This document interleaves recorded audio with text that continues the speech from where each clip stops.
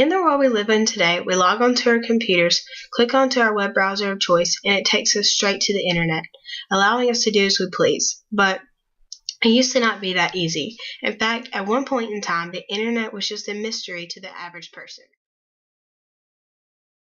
But thankfully, around 20 years ago, the Mosaic web browser was released and introduced to the world. My name is Haley Robinson, and I was born in the year 1993. When I began researching on computer history in the year 1993, I stumbled upon the release of the Mosaic web browser. I knew I recognized it, and it hit me that I had seen it before in the videos we watched this semester in this class, and I thought that's what I want to do my project on, so immediately I decided that was what my oral presentation was going to be over. The Mosaic was developed at the National Center for Supercomputing Applications at the University of Illinois in late 1992 and was released in 1993. The man famous for coming up with the Mosaic web browser was Mark Anderson. He was the head of the team who developed the Mosaic and worked alongside a man named Eric Vino. Most people probably don't know this, but the Mosaic was actually not the first web browser. It was just the first to really go big. In fact, Mark Anderson got his idea for the Mosaic from another web browser called the Viola www. He saw it and thought, that's great, but I can do better. There was basically two major reasons that the Mosaic web browser was a success compared to the ones before it.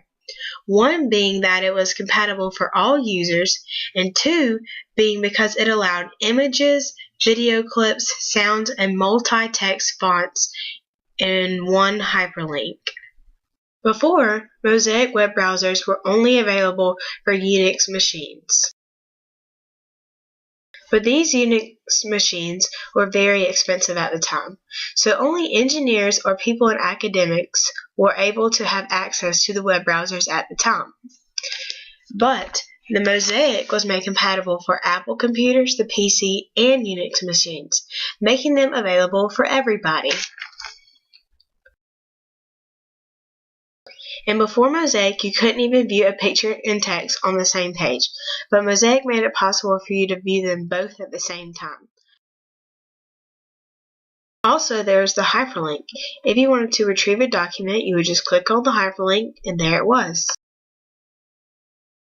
The Mosaic was more sophisticated graphically than the web browsers before it, and you could navigate through it easily and scroll through the text with ease. Within weeks of the Mosaic's release, tens and thousands of users had downloaded the software, and 18 months after its introduction, the web browser became the internet browser of choice for over 1 million users. The web browser Mosaic basically popularized the internet and introduced the web to the world.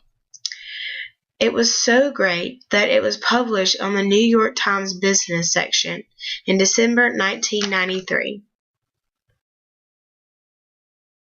The article concluded that the Mosaic was perhaps an application so different and so obviously useful that it could create an industry from scratch.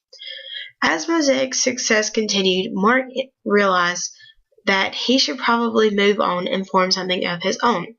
So, when he graduated in December of 1993, he decided to move to Silicon Valley, California, and he ended up forming his own web browser called Netscape.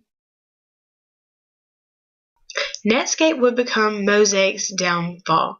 Although the developers of Netscape did start from scratch, they did still use the Mosaic's basic code. They called this product the Mosaic Netscape. This would cause a major problem, and the people at the University of Illinois were not happy. They wanted Mosaic Netscape to change their name and quit distributing the product. They did change their name to Netscape Communication Corporation, but they refused to quit distributing the product. Finally, in December of 1994, an agreement was reached, and the University of Illinois did not make any further claims on Netscape, and they got a financial settlement of around $3 million. This did not stop Netscape from rising to the top. By 1996, around 75% of web users use Netscape. But unfortunately, Netscape's reign over web browsers did not last forever. In fact, Microsoft's Internet Explorer took over as the web browser of choice and gained dominance. Along with Internet Explorer, other web browsers have come out like Firefox, Google Chrome, and Apple Safari. Mosaic started a trend for web browsers. It turned the web into something interesting rather than just a mystery. Although the development of the Mosaic ended in 1997, and the fact that it didn't live on forever doesn't make it any less important to the history of computers. I can't even imagine getting on a computer and not immediately clicking on a web browser to take me to the internet. In fact, if I think about it, I can't even imagine how I would get on the internet without using a web browser.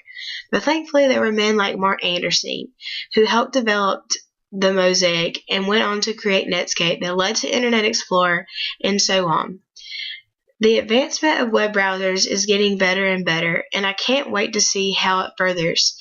And the fact that I know the history behind it now is going to make it even more exciting. Again, my name is Haley Robinson, and my oral presentation was over the Mosaic web browser.